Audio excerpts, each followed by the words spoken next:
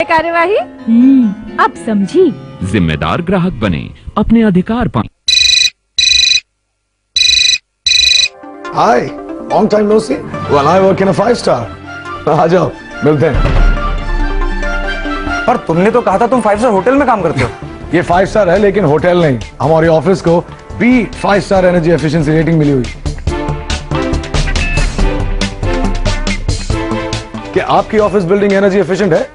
20 star rating प्राप्त कीजिए और एनर्जी एफिशिएंट बनिए। प्रायोजक ब्रुक बॉन्ड ताजा 5 रुपए के पैक में और डाबर गुलाबरी कोल्ड क्रीम, सर्दियों में गुलाबी निखार लंबे समय तक। पीहर पीहर पीहर।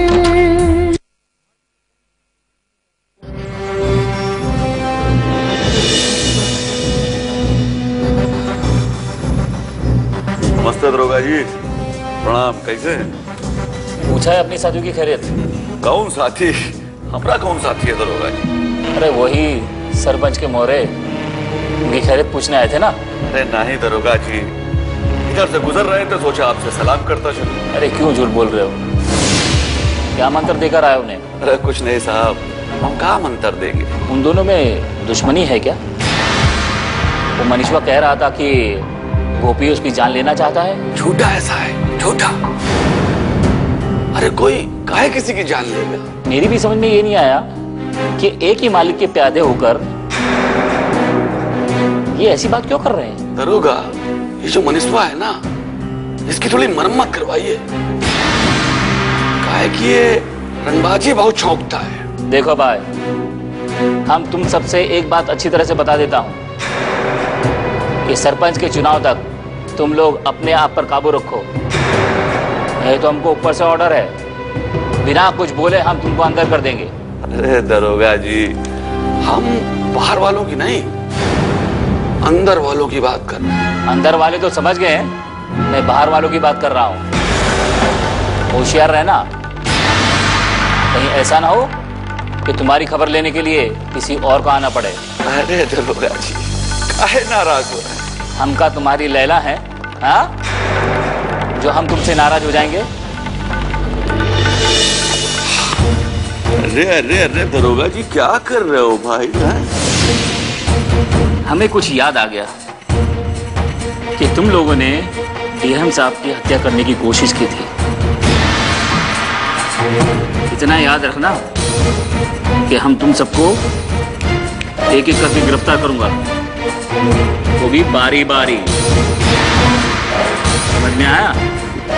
चलो अब यहाँ से निकलो, चलो।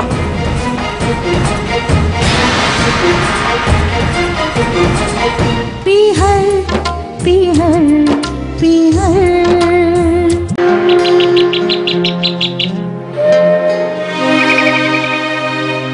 अब ये तुम्हारे पूजा पाठ करने से तुम्हारे पाप नहीं धुलने वाले। अब ये ढोंग करना बंद करो, समझी तुम? तुम यहाँ से जाओ और मुझे शांति से पूजा करने दो। वाह वाह, खुद को शांति चाहिए और तुम्हारी वजह से पूरे गांव की शांति भंग हुई है। मेरे किए की सजा गांव वाले मुझे दे चुके हैं। अब तुम क्या चाहती हो? मैं क्या गांव वालों से अलग हूँ? तो जाओ ना उन्हीं के पास। यहाँ क्या करने आई हो? अपनी जबान देखो कैसी चल रही है। अरे अब तक तुम्हारी जगह कोई और होती ना तो अपनी जान ले चुकी होती। मुझ में अपनी जान देने का साहस नहीं है। तो ये गांव छोड़ने की तैयारी कर लो। इस गांव में नहीं रह पाओगी तुम। जरूरत आने पर वो भी कर लूंगी, लेकिन तुम्हारे दरवाजे मदद मांगने नहीं आऊंगी। तुम जैसी को मैं अपने दरवाजे ना खड़ा करूं, मदद देना तो दूर की बात है। अच्छा, तो मैं जान सकती हूँ कि तुम मेरे दरवाजे पर क्या कर रही हो? ओ, मैंने तुमको देखा तो मुझे कुछ कहना था, इसलिए आ गई। और क्या? इतना कुछ तो बोल चुकी हो, क्या अब भी तुम्हारा मन नहीं भरा? नहीं, मन नहीं भरा। अभी भी मन में ऐसा हो रहा है कि मैं तुम्हारे बाल पकड़कर तुम्हें जोर से धक्का दूं, तुम्हें भरपूर गालियां दूं, समझी तुम? ऐसी गलती कभी मत करना। अगर मुझे हाथ भी लगाया ना तो हे भगवान, अभी भी इतनी अकड़? अरे देख लेना, भगवान तुम्हारा और भी बुरा करेगा। मेरे साथ जो बुरा होगा वो मैं देख लूं, लेकिन तुम्हें कोई हक नहीं है कुछ कहने का। अब जाओ यहाँ से। जा रही हूँ।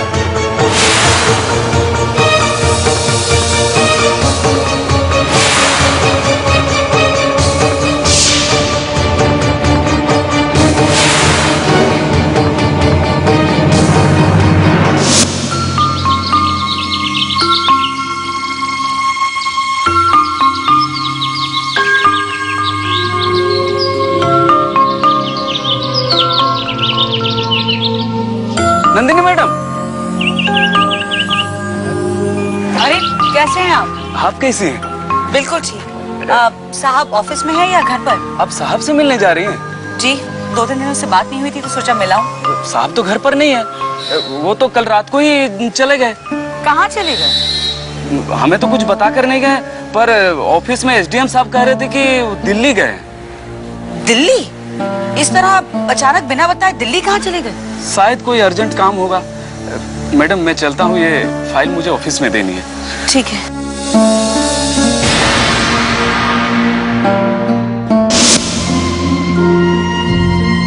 अभी जबान देखो कैसी चल रही है। अरे अब तक तुम्हारी जगह कोई और होती ना तो अपनी जान ले चुकी होती। तुम जैसी को मैं अपने दरवाजे ना खड़ा करूं। मदद देना तो दूर की बात है। अभी भी मन में ऐसा हो रहा है कि मैं तुम्हारे बाल पकड़कर तुम्हें जोर से धक्का दूं, तुम्हें भरपूर गालियां दूं।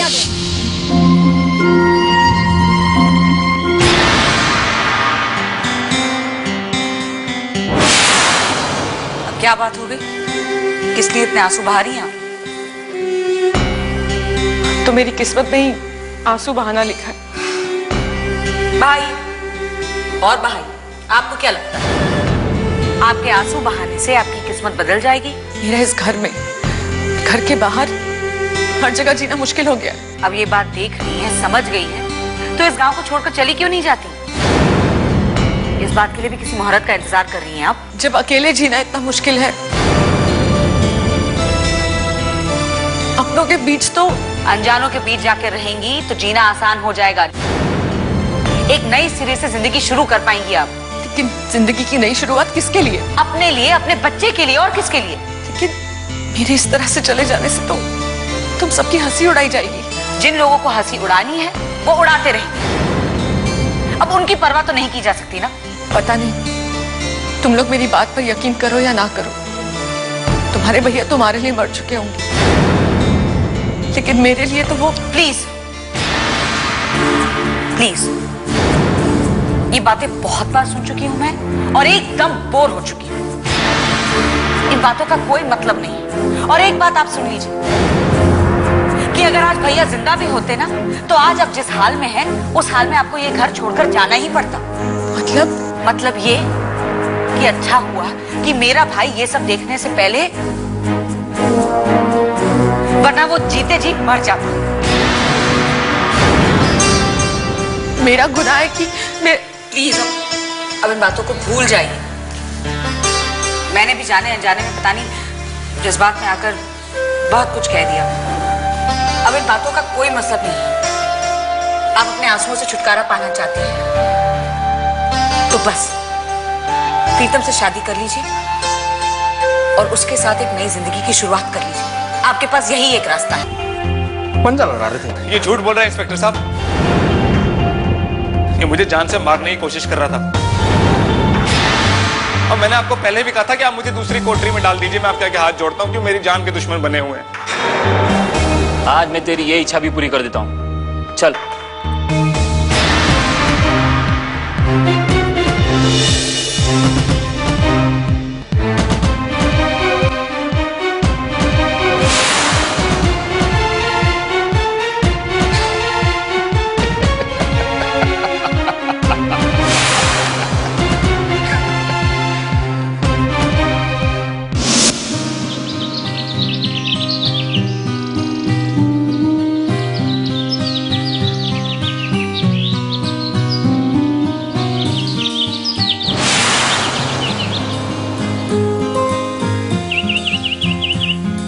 नमस्ते मामा जी।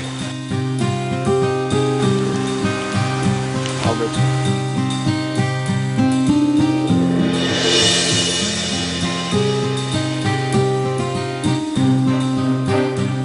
क्या हाल है तुम्हारे?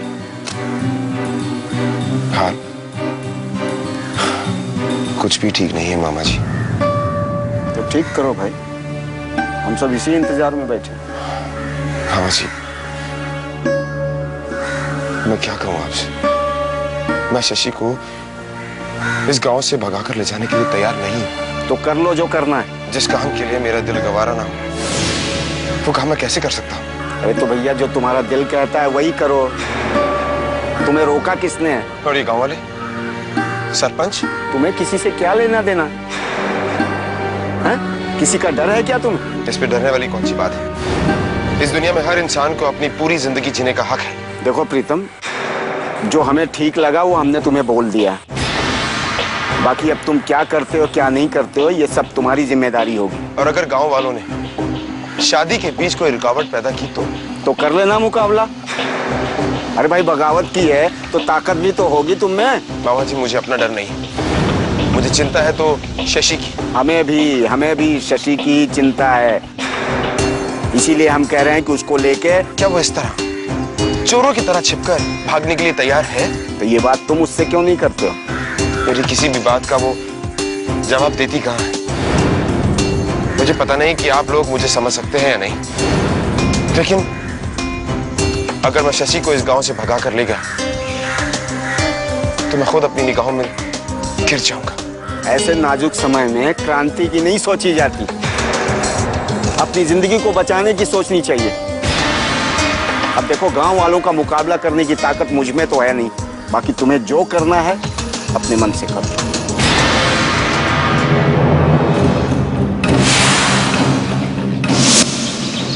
आदरणीय विधायक त्यागी जी, आप हमारे यहाँ आए, हमारे तो भाग्य खुल गए। आज का दिन तो हमारे लिए बहुत शुभ दिन है।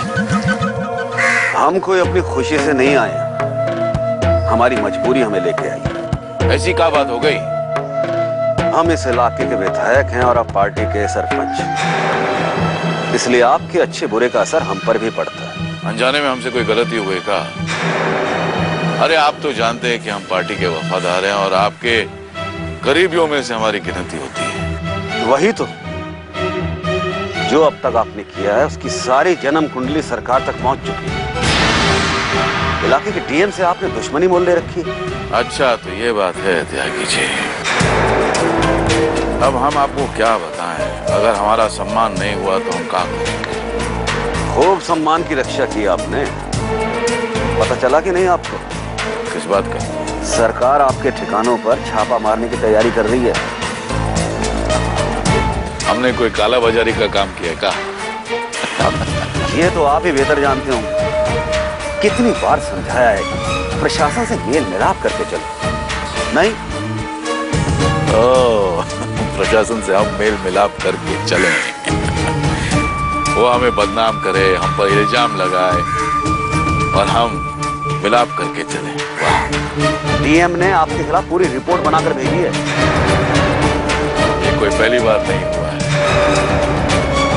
आप उस डीएम को समझाते क्यों नहीं? इसके लिए मुख्यमंत्री जी से बात करनी पड़ेगी और फिर रिपोर्ट को दबाना इतना आसान नहीं है। विधायक जी, ये डीएम बहुत ही झूठा आदमी है। देखिए शमशेर जी, हमें अपनी पोजीशन का भी ख्याल रखना पड़ता। आपने इतनी अंधेरगर्दी क्यों मचा रखी? फिर अगर कहीं फंस गए तो कितनी बदनामी हो। त्यागी जी, आपके होते हुए हम कैसे फंसेंगे? और आप तो जानते हैं कि अब चुनाव भी आने वाला है। इसीलिए तो घबरा के चले आए हम। देखिए, अपनी पोजीशन को सुधारिए,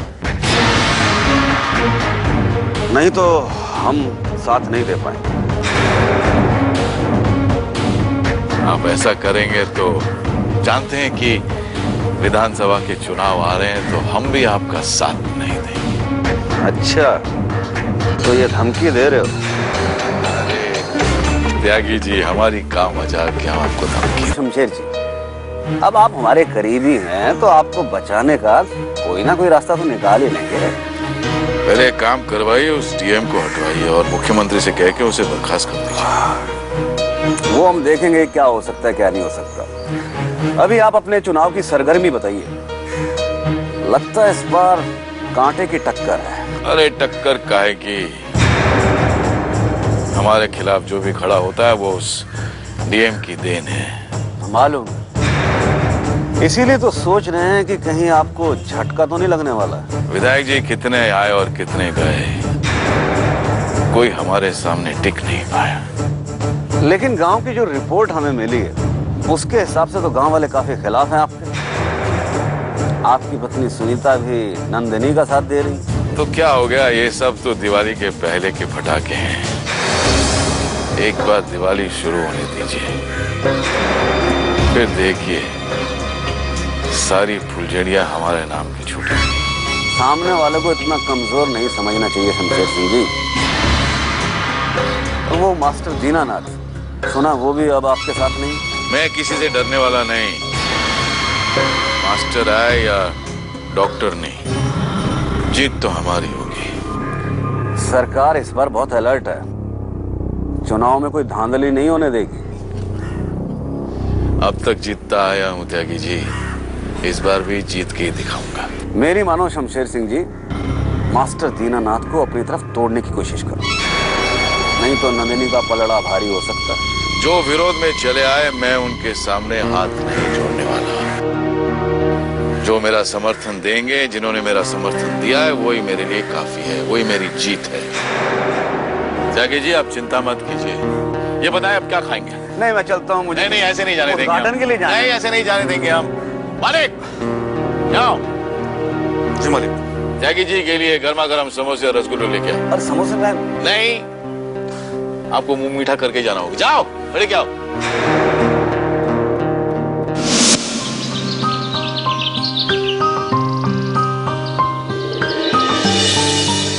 अरे सुनीता जी, राम राम। माफ कीजिएगा, मुझे आने में देरी हो गई। वो क्या मैंने पोस्टर्स प्रिंट करने के लिए दिए थे ना, तो उसका प्रूफ देखने गई थी। अरे सुनीता जी, आप कहाँ इन सब कामों में अपने आप को परेशान कर रही हैं? अरे ये काम तो मैं भी कर सकता था। हाँ हाँ, क्यों नहीं कर सकते? कभी किसी अक्षर से इनका पाला पड़ा ही नहीं, और ये प्रूफ देखने जाएंगे अंगूठा छाप कहीं के। क्यों, आपको पढ़ाई लिखाई नहीं आती? अनपढ़ है? सुनीता जी, रोड शिक्षा अभियान में इसको पढ़ाने की बहुत कोशिश की, पर इसने रुचि ही नहीं दिखाई। अब मास्टर जी, अब इस उम्र में पढ़ाई लिखाई करेंगे कि अपने पेट का कुछ जुगाड़ पानी करेंगे? सुनीता जी, गांव में गया के अलावा ऐसे भी लोग हैं जो अनपढ़ हैं, निरक्षर हैं। हमने तो अपना नारा भी बनाया है, बिना पढ़े का इंसान पशु के समान है, फिर भी किसी में अकल नहीं आती। देखिए गया जी, पढ़ाई लिखाई के लिए कोई उम्र थोड़ी होती है। अब भी कोई ज्यादा देर नहीं हुई है। आप अगर अभी पढ़ेंगे लिखेंगे तो आगे आपके बहुत काम आएगा। आप कहते तो जरूर। आपको पता है, अनपढ़ होना एक अभिशाप है। सुन लिया गया भाई। ठीक है, अब आप लोग जैसे पढ़े लिखों के साथ रहूंगा तो मैं भी पढ़ लिख लूंगा।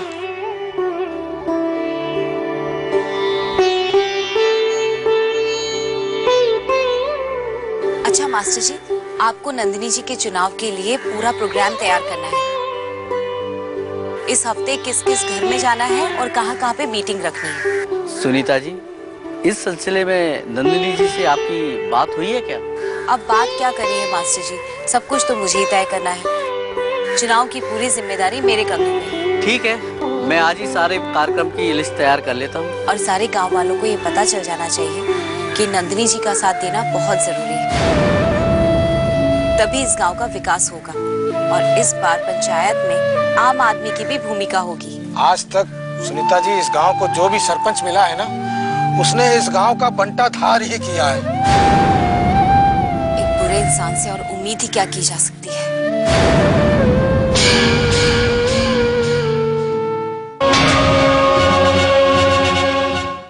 इस कार्यक्रम के प्रायोजक रीड एडवांस पाउडर, पीलापन हटाए, चमक दिखाए, और डाबर गुलाबरी कोल्ड क्रीम